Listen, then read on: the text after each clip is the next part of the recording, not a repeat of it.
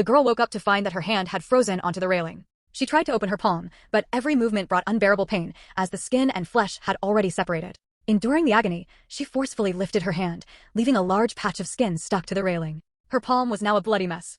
Her face, too, was covered in large red sores. She wanted to scratch it, but Lin Chi stopped her, warning that her skin had already festered from the frost, and touching it would cause it to peel off even more. They had been trapped in the cable car all night. The night before, Lin Chi's glove had been torn while climbing the steel cable, injuring his hand. Now, all they could do was sit in the cable car and pray for someone to come. Hours passed, and they realized that maybe no one would ever arrive.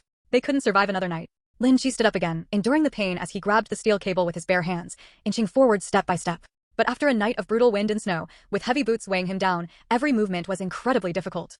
Just then, the pack of wolves reappeared on the mountain. Lin Chi could only force himself to keep crawling forward. Finally, he reached another cable car. He told Xiaomei to throw him a ski pole, the farther the better, so that he could use it as a weapon once he got down. Xiaomei moved carefully to grab the pole, but the cable car began to shake violently. The screws had come loose. Even so, she bravely threw the ski pole out.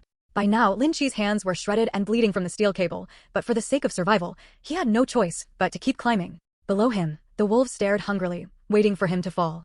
At last, he managed to reach the other side and descended to the ground using a staircase. But just as he picked up the ski pole, a starving wolf lunged at him. Luckily, he fought it off with the pole and quickly strapped on a snowboard to escape downhill in search of help.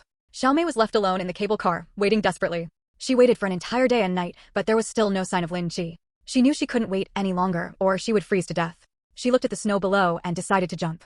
But remembering Danny's tragic fall earlier, she didn't dare jump straight down. She carefully edged her way outward to get closer to the ground. At that moment, one of the screws came loose and the cable car suddenly dropped.